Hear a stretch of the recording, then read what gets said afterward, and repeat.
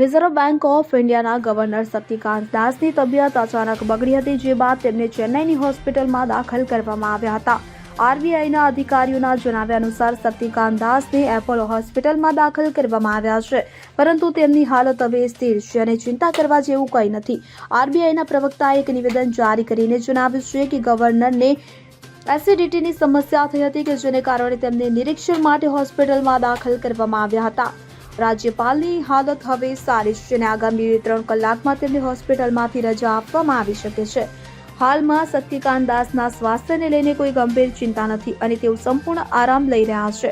અધિકારીઓનું કહેવું છે કે તેમની હાલત સામાન્ય છે અને હવેથી ચિંતા કરવાની જરૂર નથી. Bureau report CN24 news. હવે જુઓ દેશ દુનિયાની તમામ ખબરો તમારી આંગળીના ટેરવે. ઉઠાવો મોબાઈલ અને Google Play Store પરથી ડાઉનલોડ કરો અમારી CN24 ન્યૂઝ મોબાઈલ એપ.